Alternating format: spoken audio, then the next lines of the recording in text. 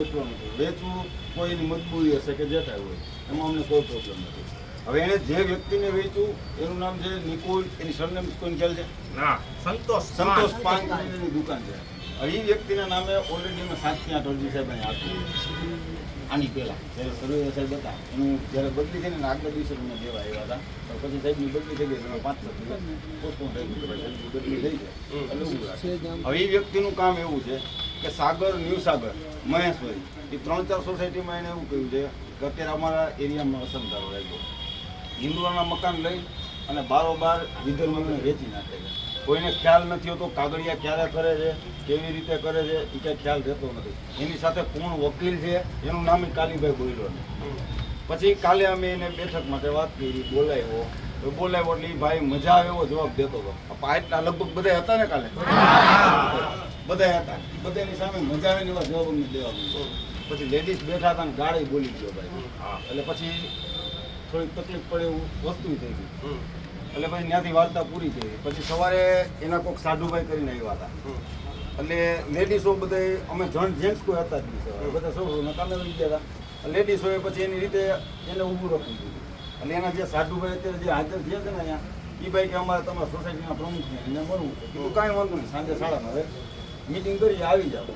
સાંજે 9:30ની મિટિંગમાં બધી સોસાયટીવાળાને ઘરે ઘરે કહેવા ગયા, બધા લોકો આવ્યા, અમે આવી ગયા. એ ભાઈને ફોન કર્યો તો કે હવે મારે સુવાનો ટાઈમ થયો, હવે હું કાલ આવી કાંઈ કે તમે પોલીસ સ્ટેશને મળો. એ ભાઈ સુઈ ગયા હતા, તો પોલીસ સ્ટેશન અમારી પહેલાં પહોંચી ગયા.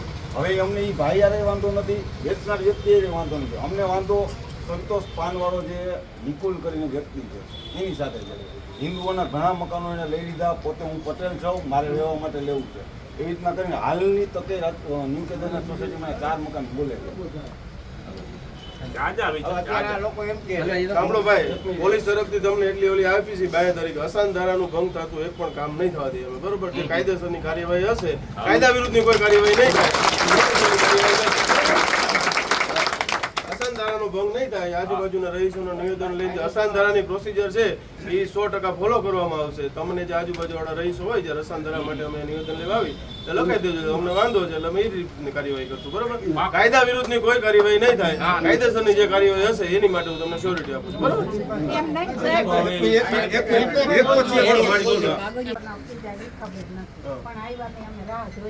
મારે તો થોડાક દિવસ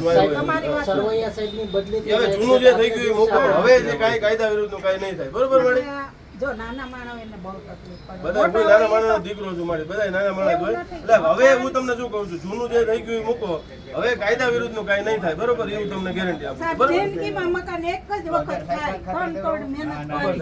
હું ખેડૂતનો દીકરો છું, મને ખબર છે. કાયદા વિરુદ્ધનું કાંઈ નહીં થાય, કાયદા વિરુદ્ધનું કાંઈ નહીં થાય એ તમને ગેરંટી આપું છું. બસ, અને સાહેબ દીધું ને ખ્યાલ જ નથી, કોઈ પણ ખબર નથી પડવા દેતા. અને એ સાહેબ અત્યારે એવું છે કે હું તમને લખાણ કરી દઉં છું કે હું નહીં વેચું, કે હું કોઈ જ રહીશ, એ સાહેબ માન્ય ન રાખતા. કેમ કે એવી રીતના કહીને સાગર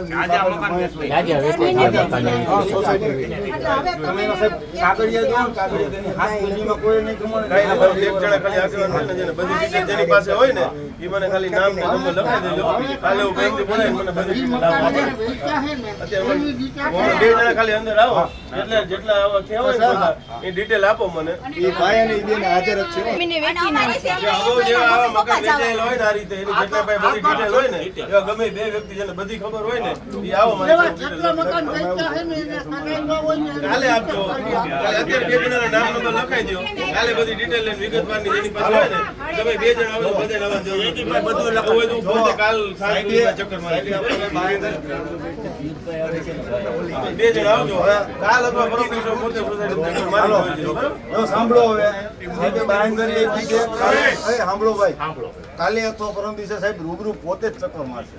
સાહેબનું કેવું એવું છે કે અસાન ધારાનો ભંગ કરતો કોઈ પણ વ્યક્તિ છે, કદાચ હું હોઈશ તો મારી વિરુદ્ધ કાર્યવાહી કરવી જોઈએ. અસાન ધારાનો ભંગ થયો કોઈ નહીં. બરાબર, એને જેટલા મકાન વેચ્યા છે આપણે બીજે સાહેબ અમે એક એવી પ્રાયોરિટી આપી છે કે બીજાની સોસાયટીનું તો હવે અમારે નથી ઉખડવું, નથી એમાં છે ને બહુ જાજુ ઉખડે છે.